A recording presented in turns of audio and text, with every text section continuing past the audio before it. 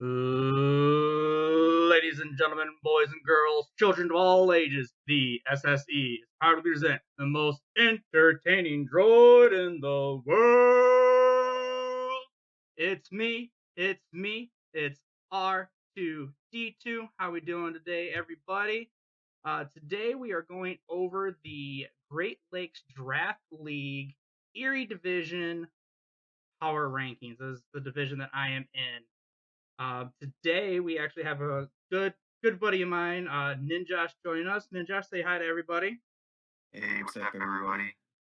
So Ninjosh has kind of taken me under his wing a little bit, and I feel like because of him and like guys like Deep Zekrom and a few other guys in our group, I've leveled up personally. I feel, and so I thank you for that. I do really appreciate you taking the time going over grading the teams with me and getting an idea, just so then we're not just hey, R2 thinks this. Like, no, there's an actual person who knows a good amount that also shares these opinions and whatnot. So Ninjosh, why don't you tell us a little bit about yourself and what your experiences and why you're so good at this game?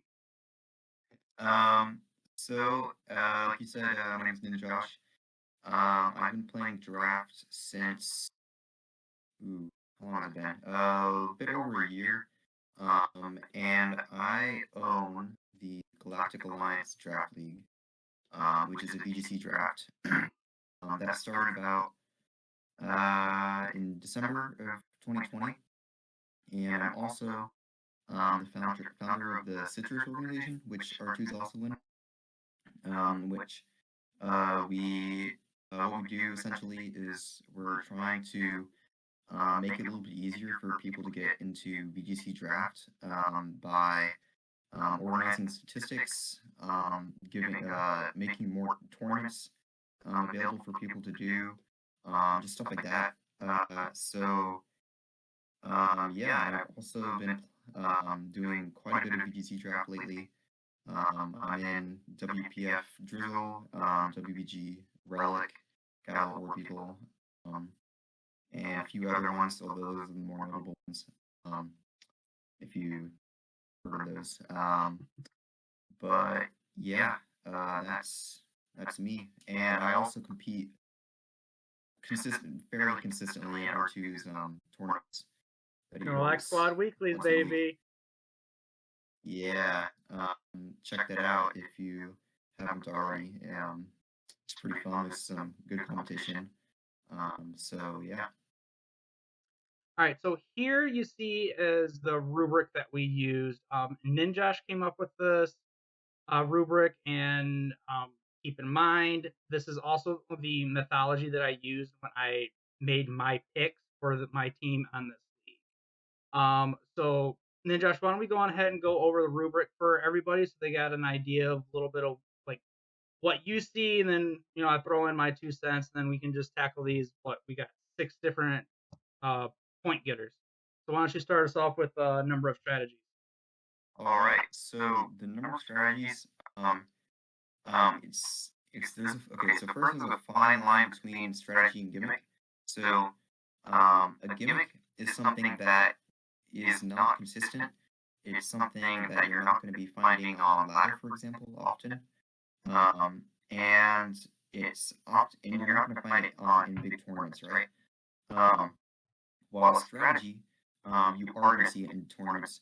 You are going to see it on ladder, and it is generally pretty consistent, right? So, for example, Regigiga's wheezing at the beginning of season 7. It was 7, right? Yeah, 7. People saw it more as a gimmick than a strategy, right? Like, oh, okay, this is something interesting to look into, right? Maybe we'll see like one tournament ranking with it or something, right? But it ended up being very developed, and it ended up winning. It got second place at the Players Cup 2. And the same thing is with Colossal. It was considered a gimmick, and then it did incredibly well in several tournaments. So yeah, sort of like that. Like for like Urshifu, Colossal, Regigigas, Weezing, like I mentioned those before, like a Sun Team, stuff like that. Like those are strategies, they're not gimmicks. And so the number of strategies you have on your team is important because you want to be able to switch things up. And if you run the exact same thing every single time, that's going to hurt a lot because then your opponent can easily prep for what you're bringing. Yeah, when I looked at like the number of strategies, I looked at like again making the differentiation. I know we talked about it before, is like how Soak Inteleon into Flapple. That's a gimmick. Um, but there for like strategies like, okay, do you have a Tailwind mode? Do you have a Trick Room mode? Do you have Redirection Stealth Boost? Do you have, and then the more bread and butter type combos like you mentioned, Wheezing, Gigas, and then Colossal Urshifu. So those were the type of strategies I was taking mine. And then, I mean, you got people like Deep Zephyrum that pulling out Skill Swap Rabombe. Again, Yeah, very you can functional with never the right tell what. situation, but it's a gimmick. So you really can't Yeah. rely on that week in and week out. And I think that is probably the best definition of his strategy is something you can rely on week in and week out. Gimmick is that surprise factor. Do the synergies exist where you can put multiple modes or strategies on a single team? Again, like Sunroom with Colossal, not Colossal, with Trick Room Setter, Torkoal, Venusaur. You got a fast mode, you got a Trick Room mode. And so that was kind of where I was looking. I was like, okay, do you have that pivot mod that could go one way or the other? Like again, in that example, you'd have Torkoal that could be the Sun Setter to make Venusaur go burr, or you'd have Torkoal being the slow mon that it is that could be a Trick Room Sweeper. Is there anything else that you took in consideration when you were doing that? One thing I need to keep in mind is things that counter synergize. So, for example, opposing terrains, opposing weathers. Although that's, I feel like opposing weathers you can work with that in draft, but it's not as good as single weather. I think, especially because you're going to be devoting, you're not going to be able to devote the same amount of resources into either one. But just stuff like that, like you don't want contradicting strategies. But I No, think that's a you very summed it good up pretty idea. That's well. a very good point. So with offensive and defensive pressure, the mindset I took with this was like, okay, this is an offensive threat. I need to get it off the board. Or this is a defensive threat. I need to get it off the board. It's pressuring me to focus on that Pokemon.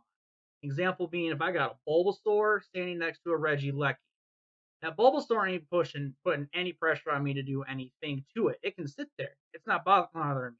But I feel pressured to take out the Regieleki. Is that about? How do you feel about that?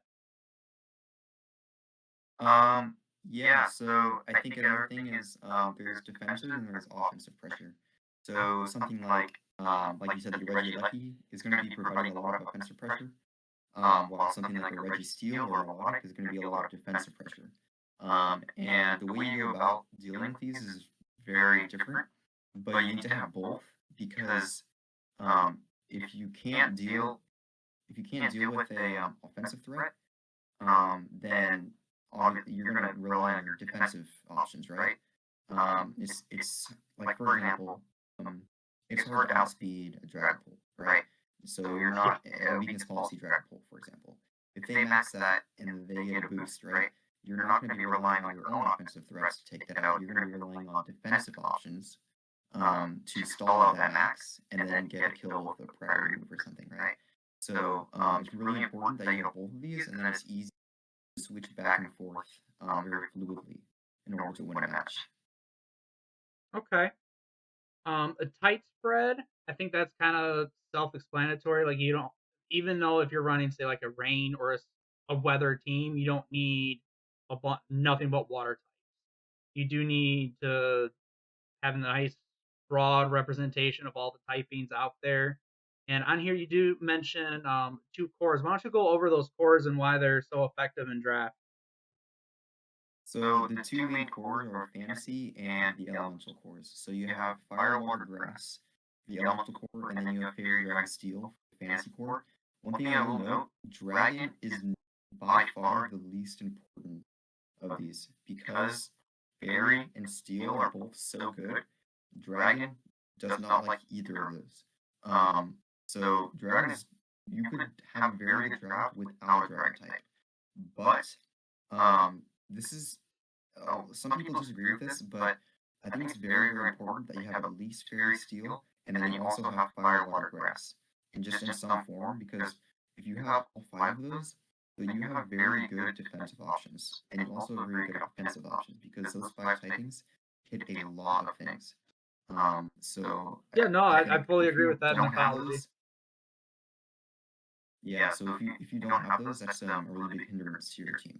An example, well, and then you also need to have something like a dark type, um, a ghost type probably, just stuff, just other typings.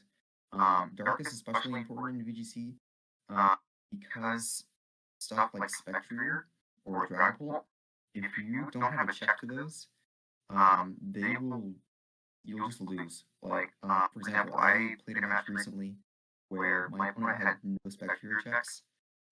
So I got 6 kills with Spectre in 2 games, right? The same thing happened to me in Gattle last season.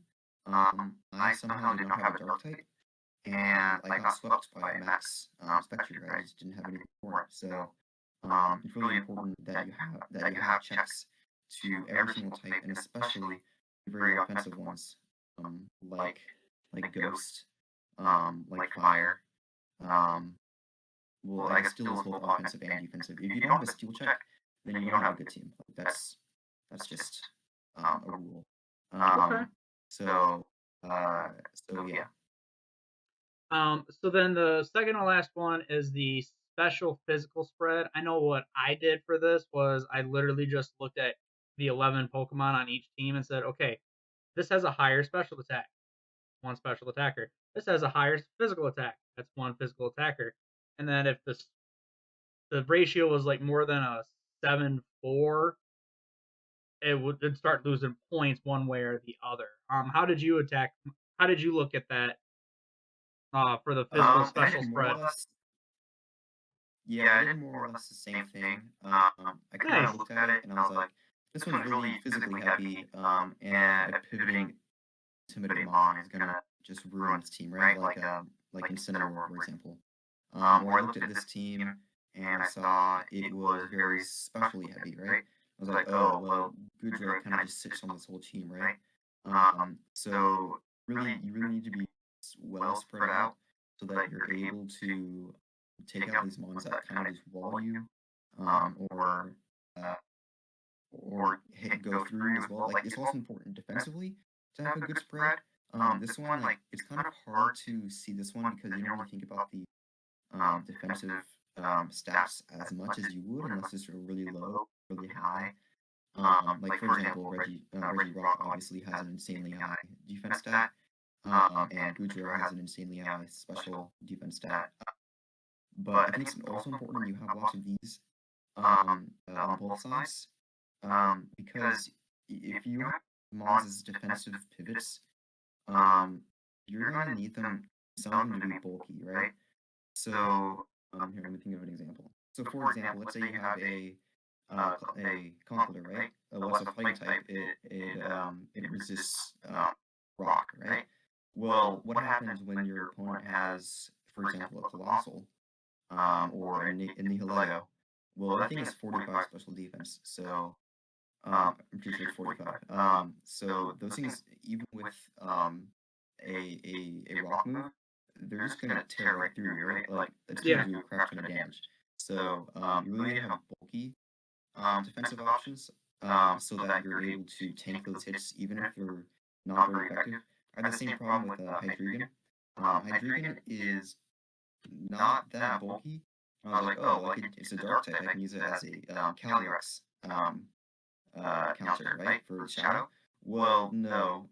After Barrage did like 70%, and I was like, well, uh, yeah, that's not gonna work. So, so yeah, you gotta have those bulky options. Of course, you can run stuff like AV, or the seeds or whatever to help with that, but Hmm. in general, you do want to have that bulk on your team.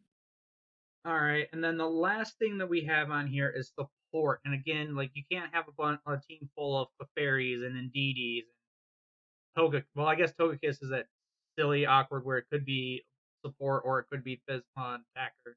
But then you also can't have a team full of Oregon Z's and toxic electricities and just a bunch of stuff that just goes in balls to the wall and doesn't think twice about it. You do need to have that fine balance where it's like, again, you have 11 Pokemon on a team typically. So I kind of just looked at like, okay, this is support, this is a hybrid, this is an offensive threat, and again, kind of just kept that ratio. Did you do something similar? Yeah. So what I was looking at was how many. So I think if you have more than three supportive options, especially high tier ones, you are very lacking in offense, and your supporter is not going to be able to utilize their potential to the maximum because they rely on supporting those really heavy hitters, right? Hmm. And then also like if you have something that's very low points, obviously it's not going to be a hard hitter most of the time. So something like Luxio is a great pick because it's very, very good supportively, but it's very low points. I've consistently seen it as at 2 points. That is amazing for Luxio. It has Intimidate, has Baby Doll Eyes, Snarl, has Eerie Impulse, has Helping Hand. There's so much you can do with that. But only at 2 points. Like stuff like that. Sleeper picks, those are very good. And with stuff like that, you could get away with like one high tier supportive mod, and then just get a few low key good low pointers. Uh, so that's kind of what I looked at. Like, what do you have that's good supportively, and then not really take into account the it is, but also looking at the offensive threats compared to it, because offense is typically higher points. If you have a lot of higher point offensive mods, like one supportive mod, you can typically get away with that because you can get the low point supportive mods with that. All right. So everybody, that's the rubric, kind of a little bit of a rundown. So let's go ahead and take a look at our first team of the league, coming in at number 12. Coming in at number 12 with a average total score of 9.5 out of 18, because you can get up to 3 points out of all 6 categories, is the Cali Ninjas. Ninjosh, quickly looking over this team, what do you see that they what strategy do you see that they executed very well? Well, they do have their typing down pretty well. They have Fire, Water, Grass. They have Steel. Yeah, Steel Fairy, and they have Dragon. No. No, but Dragon is fine if you don't have Dragon, because that's only it's like decent defensively. So they did that well. Um, they also have pretty decent synergy. Like all of these things, you can kind of stick them on the same team, and you can do stuff with it, right? They're not really hindering each other. The only main, well, yeah. So they don't really hinder each other at all. Um, but some things they're lacking is like a coherent strategy to go for, right? So they have Follow Me, and then you can pair that with something like Cinderace or Corviknight, um, and maybe Gengar. But really, that's about it. Like they just have a bunch of hyper offensive mons, and then Corviknight for a more offensive option, and then you have the Mr. Rhyme, right? That is a Mr. Mime Galar. Or Mr. Mime Galar. And then Yeah. you've got Okay. Bulbasaur and Eevee there. Those So weren't typos. That was the team that mhm. this guy drafted. The one thing that I feel like, again, he got, you and I average a score out of a 1 on the number of strategies. Like looking over here, like Gengar's your only Trick Room setter, unless Mr. Mime gets it for whatever reason I don't recall. But there's no Tailwind. I don't remember who does. You got Follow Me with maybe like Iron Defense. I'm really intrigued to see what the Cali Ninjas do with this strategy. I do know, for full disclosure, that they did drop Bulbasaur for Ivysaur. Unfortunately, that was Okay. after the grading started, so I wasn't going to make changes. But there are a few trades that I'll bring up on that. But do I think that makes a huge difference in this situation? No, I don't. But again, hey, again, we're looking at all these teams in a vacuum as if like we gave all these teams a Ninjosh to play and see how well he would do with it, or give all the teams to me. Like we're not taking the coach into consideration with this. So who knows? Maybe like coach of the Cali Ninjas is a phenomenal player, and he's going to teach us some stuff. Which I'm looking forward to seeing that. Um, is the ranking, I think it really only matters for you if you are at the bottom or if you're at the top.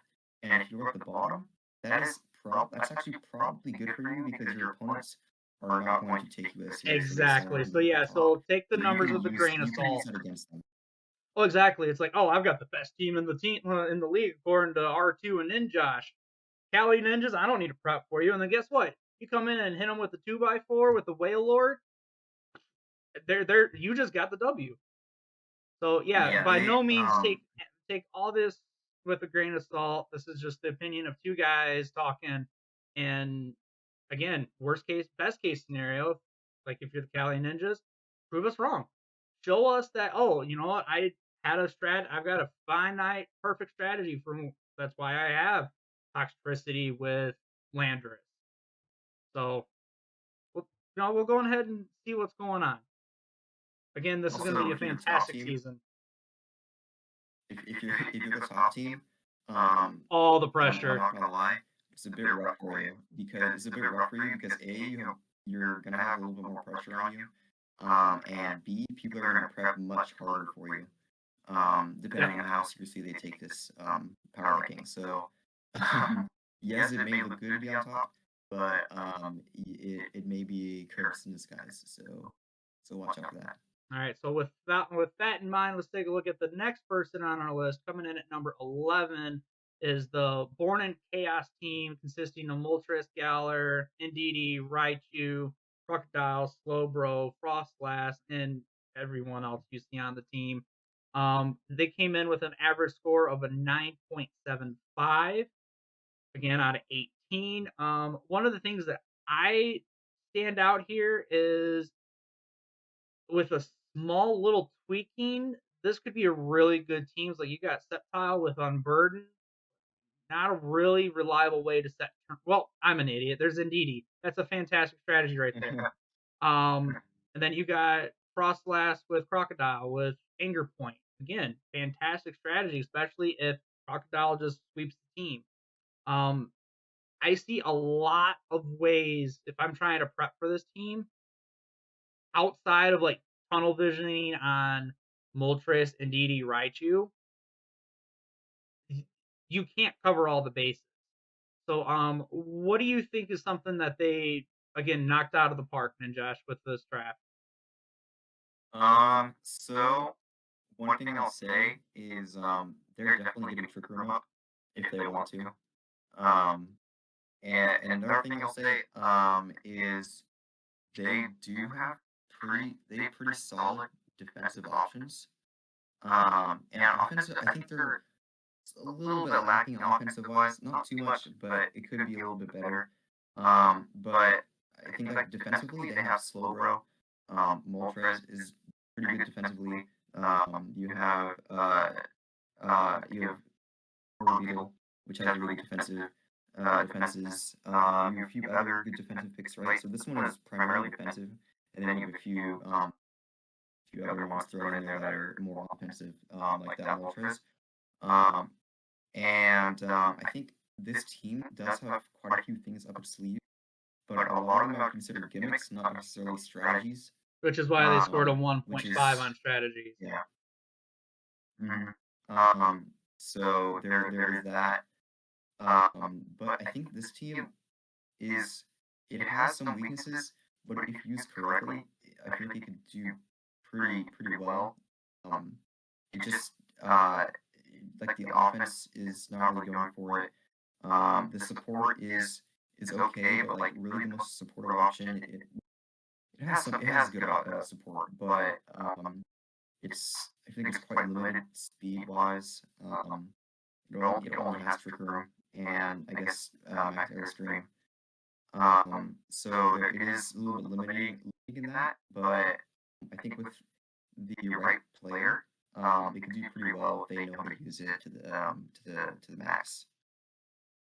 Yeah, speaking of the offense, it's like if you took away Sceptile, Crocodile, and Moltres, at least for like your typical like ladder teams, that doesn't leave with a lot of options. But again, Raichu can hit, you know, surprisingly well with the right support system. Um, and again, even Slowbro, if uh, Daddy Longlegs, who's a fantastic player from the Snorlax Squad server, is a huge Slowbro fan. Now, granted, though, he likes the Galar version, but it's the same premise at hand. So I'm again, there isn't a team on here in this league that I'm not excited to see what they are able to bring in. Born in Chaos is no different. So let's go on ahead and take a look at number 10 on our list, which is the Chicago Cub Foods. Which again, very interesting team. Um, Something that I am interested to see how they work is with the Silvally. Um, with Always fun to see Yeah, it's like, every match. are they gonna run normal type with explosion? Are they gonna like you can't prep type wise for that? So I will admit this is the first league where I participated in that somebody drafted Silvally. I've always considered it, but I've always figured, oh no, I like this mon better. No, I like this mon better. So what is something that the Chicago Cub Foods could potentially look at maybe upgrading? Like, what is something that they could do better, or what's an element of this team that they could would like to see them improve on? So speed wise, they're definitely lacking. Their fastest mon is I think it's the either Tornadus or Urshifu. Oh, maybe Meowstic I think is faster. But like those are also which Urshifu is it? Is it it's the water one, right? I let me confirm that. Like team wise, it does make sense for it to be the water one because of the rock carrier. Yeah, Rapid Rapid Strike. Strike. Okay, that's what I thought. Yeah, so it is the Yeah, water so type. yeah, but the thing is though, I think it does have like trick room wise, it has a lot going for it. It has a ring group. It has it has a Rhyperior. Meowstic is pretty decent in both out of trick room and in trick room because of Prankster. That is the female Alchemy Meowstic, so it's is competitive. It doesn't have Prankster. competitive. Okay, never mind then. But yeah, as Alchemy, you so those options right there are very solid in Trick Room, especially that Rhyperior. And in Cattle Dollar, not even Rhyperior, Rhydon is the kill leader right now. I It's believe it. Rhydon of all things. It's insane. And Rhyperior is really just better Rhydon. So and with their Ring that could be pretty insane with the Instruct. So yeah, that's definitely something to watch out for. So something you'd like to see Another them thing, do is like maybe mhm, develop another mode outside of Trick Room then. yeah, yeah. If it was female Meowstic, I mean, sorry, the prankster one, male, I would say you could do Thunderwave into your own Electivire, and then you get the Motor Drive boost, and then you have a faster Electivire. Oh. But it's not the prankster one, so that is less I didn't know of Thunderwave would a do problem. that. But yeah, I didn't know that either until I ran into it. So so yeah. Another thing is this team is pretty ground weak. Um, so that is something to watch out for. But then again, Red Courier does enjoy taking ground attacks when it's maxed, so that's not too much of an issue for it. But that is something to look out for. All right. Coming in at number 9, we have the Boise State URSA Rings coming in with a score of a 10.88.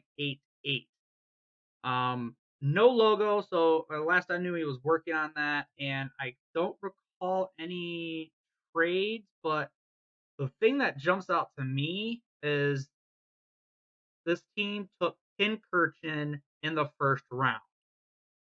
So I'm That's re- powerful. I'm really, really, really, really, really. I cannot wait till I think week 7 is when I um Yeah. play this team. I'm like, what are you doing with this Pincurchin that is so important? You took it in the first round. But then again, they also went around and built a very solid team around that Pincurchin gimmick strategy borderline with Unburnt Alucha, with what is it, Surge Surfer, right? Lowen Raichu. Hmm. And also they have this is the most Lowen team I've seen in quite some time with Oh, Sandslash, I knew there was something about it. I was Ninetales, like, Raichu, Incineroar. I mean, I yeah, Gen 7 enthusiast. yes. So what is something that you would take from this team and build off of it? Say like, oh, your next team build or your next draft, what is something from this team that you could take to improve your team building strat? So, first of all, I could be wrong on this, but this team is the how do I say this? The scent of a memer. Like Concursion in Yes. round one, like that is totally a meme pick, right? I mean, I've done the same in one league I'm in. I'm pretty much meming. I got bronze on, pick one, because it's my mascot, and also because I've done some wild things with it in the past. Um, so yeah, like memeing is pretty funny in draft. And I've seen it do very well, um, which is even more funny, right? So honestly, Pincurchin round one, that's powerful. Oh yeah, that So first of as all, soon as I saw that pick um, off the board, I'm like, okay, thank you. That's one less good mon I gotta worry about taking for my first pick. But yeah, so going ahead, what yeah, is again Pincurchin's a what is threat. something that you would take from this team, like to better your team building and strategies down the road? Um, well, one thing is how they utilize terrain and weather. Very, very, very good. Like they synergize so well.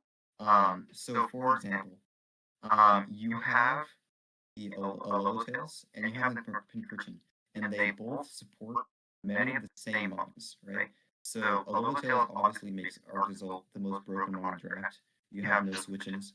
Uh, but I jokes was aside, wondering. um, Go ahead.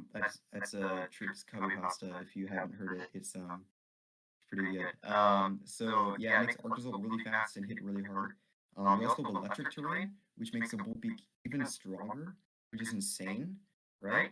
And then you have the Halucha to support that, and the Alola Raichu, which also gets a Surge Surfer. So you have lots of speed control on this, and I think how they utilize it and how it's so well like packed together. I feel like pretty much every team could benefit from this level of synergy between the two strategies.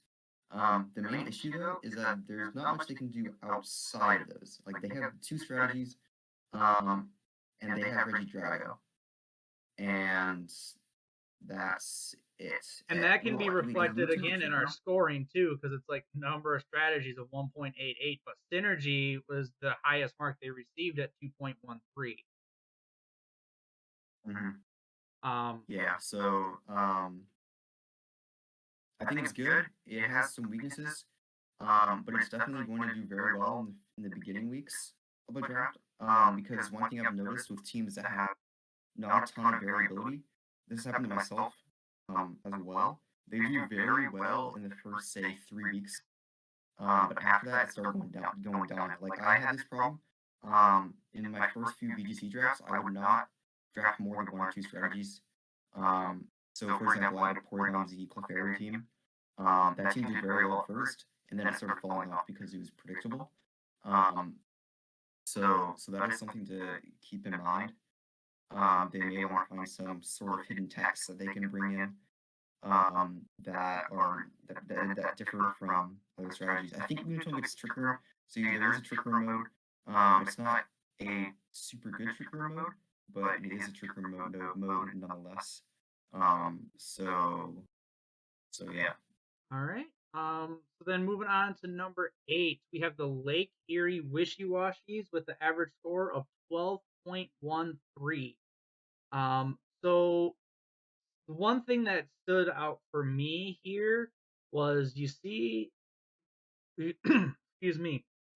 One thing that stuck out here to me was the Wheezing Archeops strat combo. Like that again, we talked about that earlier, how Wheezing Gigas was started out as a gimmick. I'm surprised that Archeops wasn't kind of picked up on the coattails of that a little bit. Um, but do you see any other potential combination with that neutralizing gas that the Lake Erie Wishy-Washies could pull off? Well, one thing to note is that some of these mons don't really care if your ability is gone, right? So, for example, Hydreigon, like, Hydreigon doesn't care if its ability is gone. Like, Levitate does not really help it that much. Same with Blastoise, it doesn't mind if its ability is gone. So, it's useful in that it can use it without hurting yourself, but it hurts people a lot. Especially in draft, I found Weezing is very good because it eliminates a lot of strategies. Because a lot of strategies are built on abilities. Like, Yeah. so for example, in Gattle last season, I had a Regigigas Weezing team, and my opponent had a Colossal team this one week. And I prepped for Colossal, right? I was like, they may not bring it, but I think they will because that's their dominant strategy. They didn't bring it. They were like, no, not against a Weezing Regigigas team, especially Weezing. Weezing was the kicker there. I had Reggie Rock. No, it wasn't because of Reggie Rock. It was because that Weezing right there. So that's Weezing is very underrated, I feel. So that is something to keep in mind. They did build around the Weezing, it seems, without too much. Like, it's not super around it. So that is something that I noticed. Okay. And then quickly, what is the one thing that stands out to you, like for if you saw this team on your schedule, what is the one thing that you would tunnel in on to make sure that you had an answer? Um, well, I am noticing how many is that? Yeah, two beat up moms. Um, so that is something I would not take lightly. And the two that you've That trio. identified as Doug Trio and Vanillix? Oh, Vanilla gets beat up. Yes. It also gets imprisoned. Oh, that. Okay, that is good to know. And for anybody else watching, there you go. If you see Vanillix and Arcanine, or Vanillix and Gallade, you now know what they're going to do. Oh, you meant two Another justified thing that, mons, not beat up mons. yeah. Okay. Oh, yeah, justified. Wait, does Vanilla still gets beat up though, right? Yes. Wow, that's crazy. I did not know Yeah, base that. 79 speed is not very good with it, based off of the fact that most justified mons are like superiorly higher than that, but it's an option. Yeah. Like You one of could the run only mons stealth beat that get up, in or you prison could just and beat up. unspeed a little bit. That's crazy. No. So yeah, that is one of the main things, and then also obviously the Archeops. The thing with Archeops is that compared to Regigigas, it's a lot frailer, and its typing is defensively is significantly worse. It's still really strong though, like, but it's also something that you don't need to bring to every match. I actually prepped for it very hard in one match, and then they didn't even bring it, and then I just got destroyed because they brought something else I did not expect, right? So so yeah, that is something. Those are the two things that I would look out for. I also think the Thunderous is dangerous, and then also Vanillix or Trevenant. Oh, and also Dugtrio, randomly switching out to Flashfire Arcanine. I Oh, okay. You I can see call me an you. enthusiast of Flashfire switches. I love Chandelure, and I put it on Hail teams often because I can just slap on Ally Switch and then randomly just Ally Switch into fire moves. And then I get a Flashfire. And then I still get to use my move with the other Mon, right? So I think that combination is pretty undervalued.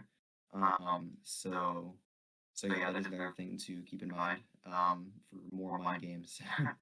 So yeah.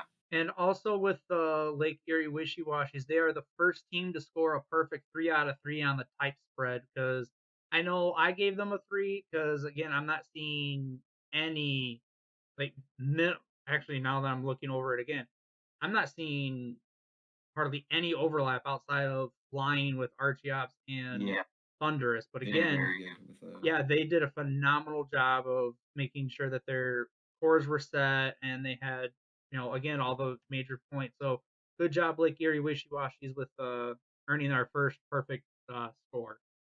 So moving on to number 7, we've got the Ohio Oshawa coming in with a score of 13.38. Now, again, these are out of 18, so you see we're starting to creep up there. Um, I know for me, um, so out of draft, they took Comfey instead of Ninetales, and then after draft they made that trade, which I think was that was a good decision. the best move they could have done. I don't know if they were going for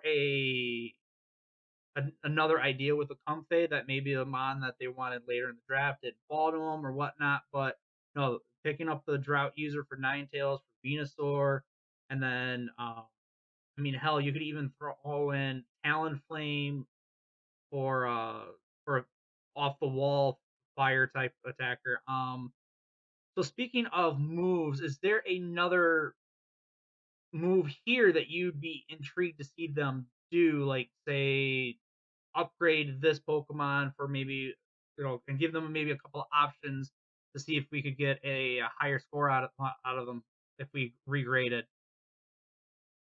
One thing I would say is probably switching Riolu out for another supportive Prankstermon. Something like Sableye would be very, very good here, I feel. Because Riolu gets Rain Dance, but I don't think it gets Sunny Day. Let me check that really quick. It does get If Sunny it Day. gets Sunny Day, then never mind. Oh, it does? Okay, then never mind. I think Riolu is a good pick there. Um, I wasn't sure if it did get Sunny Day, so I think, okay, so keeping Riolu is good. One, hmm, they have a they have a pretty solid draft. Like Sunkist, I don't really know what it does there, but other than that, like I feel like everything has a purpose to some Cool. point. There you go, Ohio Maybe Oshawott. You seeking got the could get Ninja a stamp of approval. I feel like seeking you could switch it out for a different water type. Um, Maybe one that doesn't rely on the water type stat as much. Because obviously it's a sun team, so But also keep water in mind though would that be Seeking very is more fertilizing. likely there for Lightning Rod for Togekiss and Talonflame. Yeah, yeah, there is that too. I just think lightning rod isn't as important as something else. If you have something like a Gyarados, or something else 4 times weak to electric, I would say yes, definitely. In fact, whenever I draft Gyarados, I try to get something like Raichu on my team as well. Um, so yeah, there's that. Let's see. They have Trick Room mode, but I don't think I don't think it's very strong. They have Reuniclus, And that's kind of it. and yeah, that's pretty much it. You have some other things you can sort of put in Trick Room, but against a different Trick Room mode, they're just gonna get destroyed, right? Yeah, they're gonna For get out example, trick the room. Sandtaka, what are they gonna do that? Yeah. So that is something I would keep in mind. Trick Room is gonna be more anti-Trick Room than actual Trick Room. So yeah. Okay. All right. And then coming in at number 6, we have the Ninjards. The Ninzards. um, with a score of 13.38. I do know for me personally, they sniped a couple Pokemon I had my eyes on. Like I was looking at Kling Klang late. I was looking at Kabutops late. So I'm intrigued to see what they had planned. And again, they scored a perfect score, a 3 out of 3 on Synergize. And why don't you go in a little more in depth on what you felt was why they warranted a 3 on that Synergize score? So their rain mode is very, very good. It doesn't look like it would be, because it doesn't have like something like Kingdra, but it has mons that benefit from rain a lot. You have Zapdos that benefits from it. You have Rillaboom that benefits from it. You have um the Klinklang that benefits from it. You have Duraludon who benefits from it. All these mons benefit from it, but they don't necessarily rely on it like Kabutops might. Which I think is very, very good.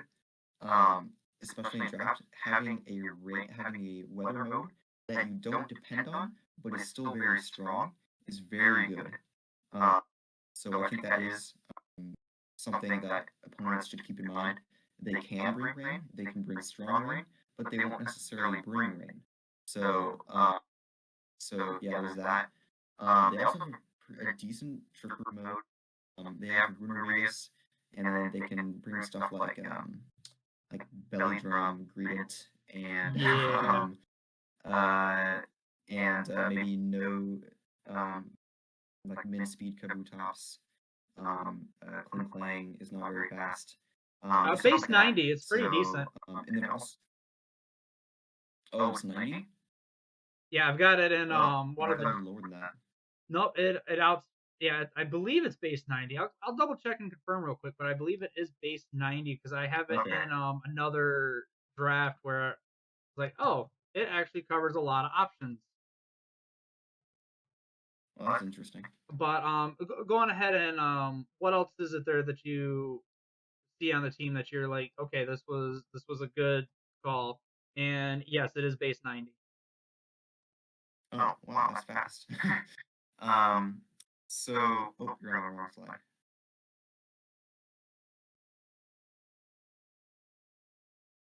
I have no idea how that happened. So yeah, I think that's kind of the gist of it really. Like it's able to use a rain mode without relying on like 6 water types. And it's able to use the rain more defensively than offensively. Which in draft I think is really good because you're not really relying on it. Something like Kingdra, it doesn't really function very well without rain.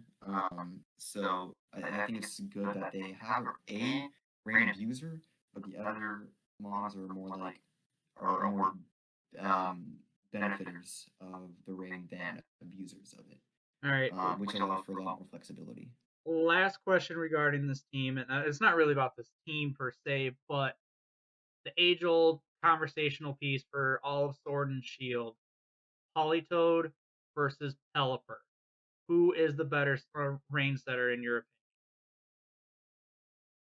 So it's hard to say. It's very situational. opinion? I knew you'd cop out So with that. I knew that was the angle you're gonna take. Oh, it depends on the team so composition. so the thing is with Politoed versus Kingdra is Politoed is it's more supportive. So generally when you think of Pelipper and Politoed, you're like, oh well, they're both supportive, right? Well, I would argue that Pelipper is actually pretty decently offensive. Pelipper has the same And special it attack as also, Kingdra at like base 95. yeah. Mm-hmm. A lot of So, people don't. A lot of people don't if think about that. if any of you guys know Cheesy, the two of us, I built a team, that is like semi-rain, that he streamed that he did on stream. Um, it was actually insane. It used Pelipper, not Politoed. But it was a it was a eject button Pelipper with Hurricane, Ice Beam, Weather Ball Protect. Didn't even have like Tailwind or anything. And then he was paired with support Kingdra with like break and swipe, yawn, disable, protect, or something like that. No, it wasn't protect. It was crazy, but it was So basically, hilarious just because it was completely so good. flipped everything. Pelipper was the Yeah, offensive yeah, threat. yeah, we did. It was the most best of one set I've ever used. It also had it was weakness policy Brawndon with brutal swing speed swap Raichu. I love it. um, yeah, it actually worked really well. Um, so yeah, that's a lesson for you guys is watch out. We're going to bring something. You never know when someone's going to bring something wild. Like weakness policy Dedenne in this team, for example. You should always be prepared for the weirdest things because some people will bring it. For example, uh, Strife and Deep Zekrom, especially Deep Zekrom, he builds craziest things. I'm because he always brings the craziest things. I can never prep for him ever. He like Charm Nagano, that was crazy. Um, just so many and then like particularly Nagano, he brought like what was it? The move that cancels your ability. Gastro acid. Uh, whatever that move is. Gastro Acid. He used Gastro Acid on Metagross and then Parting Shot into it to get the drop, and then I maxed it on -1, and Metagross does not like being at -1. So yeah, that did not go well for me. So yeah, I can never prep for Deep Zekrom. Um, Strife, he brought Weakness Policy Spiritomb against me. I had no counters to that. So always be prepared for the craziest things. Um, that was a Expect long the tangent. unexpected. Yeah, especially the things you think you know. Don't think you know them because you may or may not be wrong. So, so yeah. All right. So with that, let's go on ahead and move into the first team in the top five is the West Coast Braviaries, aka my week one opponent, coming in at a score of 13.75. Um, woo, for week one, it's effective, so this is the updated roster. But moving forward, he will actually have Rotom Wash instead of Gyarados, and he plans on doing something with Oh, Rotom Mo. I'm interesting. not 100% sure what yet. Interesting. Yeah, he traded with In my opinion, another team that we'll go over that trade once we get to him. I actually like Gyarados on this team. Um, but but yeah, I think Runawash is a solid pick. Um, one thing I'll say is this allows them to use Nasty Claw on either Rotowash or Rotomo with the side Rage Powder from Tangela. Which if you get a Nasty Claw off on Rotom, that can often just be GG because it's so bulky. Yeah, it hits so hard that like it is so hard to deal with that, especially like in Rotowash, Electric Water is really good coverage, and very good defensive typing as well. So that can be really dangerous. So when you look at this team, so I know I asked you this question on another team, but if you were going up against this team, what is it that you would want to keep an eye out for outside of clearly Dragapult beat up into Terrakion? Um,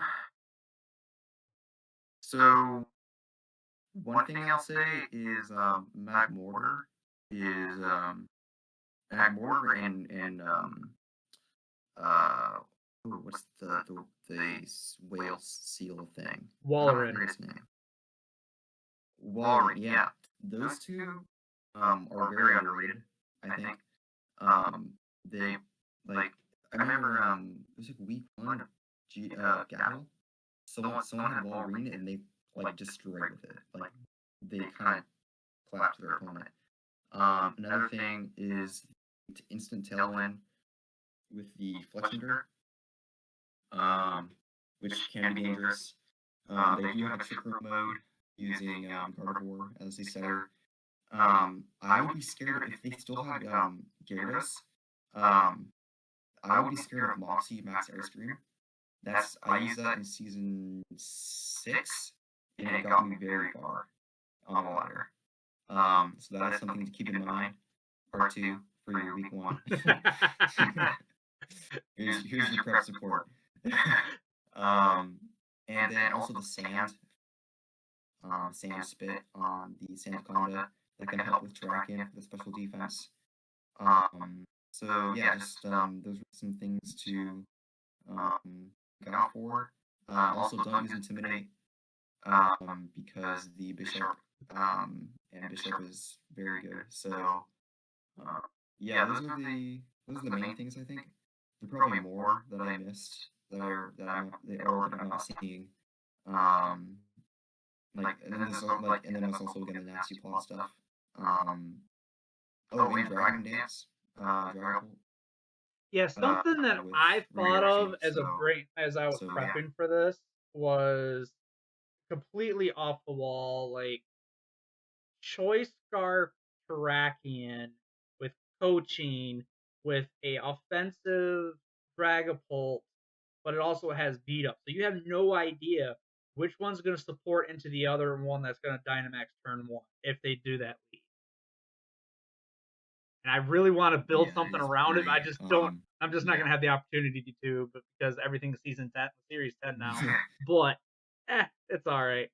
So any other thoughts other thoughts you want to give out on the West Coast Bravery Aries before we move on to number 4? I think the type spread is very good here.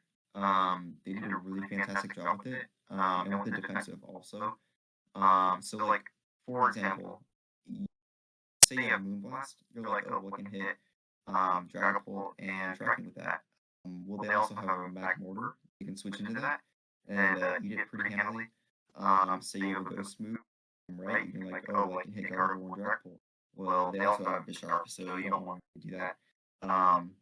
And then the Rotoms are both very good defensively. So those are other things to look at, to keep in mind. So I think yeah. All right. And coming in at number 4 with a score of also of a 13.75 is the Boston Canttons. Again with a perfect score on the special physical spread. What I see here is I gravitate right towards a decent Trick Room mode with Whimsicott, Zapdos, Galar option as well. Like, what is something that this team did really well with their drafts in your opinion, Ninjosh? They have really good defensive options, and they have very solid offensive options. So Registeel and Registeel is the thing that pops up the most to me. Registeel is insane. If you don't prep for Registeel, or if you have a bad MU versus Registeel, it is very likely you will straight up lose. I brought Registeel to a match recently, and it got most of the kills because they had nothing for Iron Defense body press. So Registeel is very dangerous. And they have redirection as well, which is also going to help with that because then Registeel kind of can just set up for free. So I think that's very dangerous. They have pretty good Trick Room mode as well.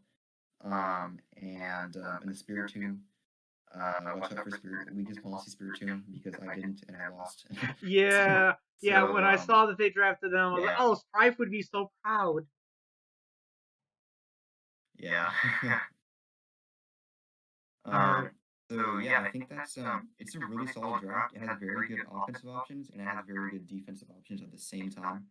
And it's also very well split physically and specially.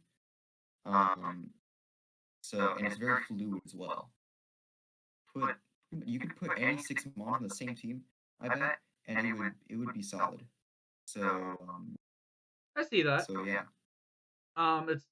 There's really not a true weak link on this team. Even when you look at the tier 5s of Spiritomb and Bronzor, like those guys are going to hold their weight on this team.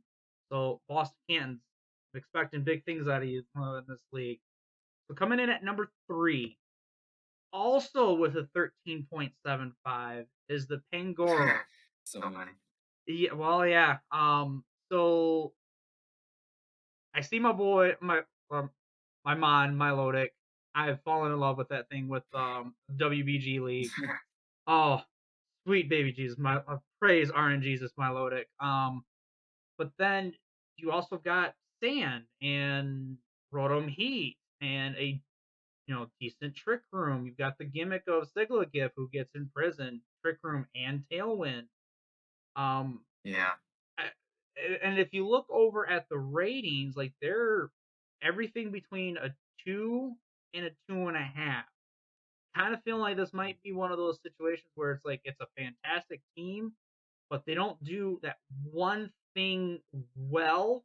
So kind of like that what is it? Jack of all trades, master of none.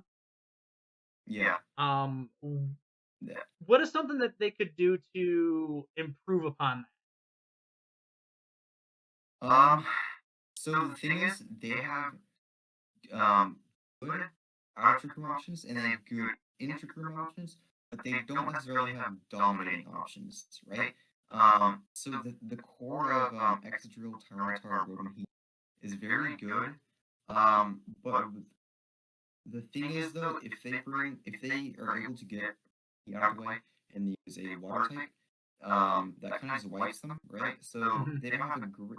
Well, they do have the Appleton, but most water types often carry like Ice Beam or something. So like, being quad weak is not optimal.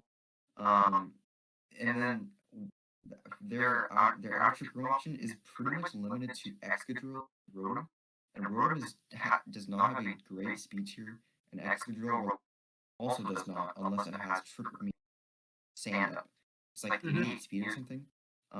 Yeah, That base is speed 88 and Rotoms are that's at not that 86. good. Yeah, so they're really struggling in that department. They really do need that speed support. Without the support, if they're denied that support, that can be pretty tricky for them. Luckily, they do have a redirector in Togepi, which is pretty helpful, and they have fake out. I think just one fake out with Persian, That's all I'm which is seeing. pretty So good. yeah. And then Melodic, they also have very good defensive options as well. Jellicent, Melodic, Tyranitar, those three are very good defensively. Like, this team does a little bit to grass, but they do have a Rotom Heat to cover for that, and the Sigilyph to an extent. Um, so like they do have like options to their weaknesses, but um, like if the thing is like you have to be able to prep for whichever one they'll do, and they can do both very easily.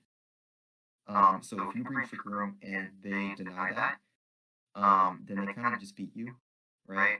Hmm. While if you go hard Trick Room anyways, but then if you do get Trick Room up, well, they're not really going to be able to beat that, right?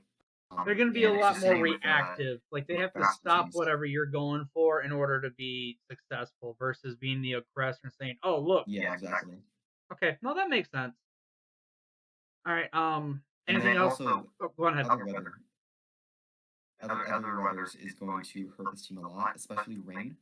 Rain is going to screw this team over very hard. Um, so I think that is something to keep in mind. Just it's a very well-rounded draft though, which I think is what makes it so good. So I do think it will do very well. So yeah. All right. So then we'll move on to team number 2 with a 14.13 is my team. Again, spoiler alert from the beginning. I used our rubric to kind of build the team. So before I knew I was going to make this video, I was able to use the scoring system. So as you notice, there's a Rotom Wash starting week 2 that will be a Gyarados. Um, so Oh, when I went for why do you make that sound for? I'm curious. oh, sorry. I was just I ate dinner a while ago, so I was just Oh, choking okay. on All right. something on the back of my leg. So what I insider perspective here. Um, as and also if you want more in depth, I did do a draft analysis video, which I'll put a card up there somewhere once I figure out how to do that. Subscribe. Yeah, hit that follow button, subscribe. Um, so obviously, and a lot of other people are sharing this opinion. This is possibly the most combo oriented team, maybe even in draft league history. I don't know for sure. I'm being exaggeratory, hyperbole. I think that's a word. It's not. Um, but it's definitely that's there's a reason why we both gave it a 3 because you got the cold mode, you got a beat up mode, you got trick room mode. Unfortunately, there's a little baby tailwind mode. And one other trade that I did make before after the draft, I originally had Golduck, but then I swapped out Golduck for Luxray. Yeah, And that's good. so tell everybody why Luxray should not be slept on, since you seemed really excited the fact that I picked him up. So Luxray is essentially better Luxio, and like I said earlier, Luxio is very, very, very good supportively. Offensively, as we all know, Luxray got the short end of the stick. So which is why I like to supportive options. So it gets Snarl, it has Intimidate. Intimidate is possibly the best ability in the game. Um, and then it also has Erie Impulse, Baby Doll Eyes, stuff like that. And then you can also just throw on random offensive moves, right? Because it does get stuff like Wild Charge and Play Rough, and it's like what 120 special, 120 attack or something, That sounds right. or yeah, something around there. So like not bad. Um, the speed share is not great, but like it's usable. But like as a lower tier mon, like it's so slept on. And electric itself is also a really good typing.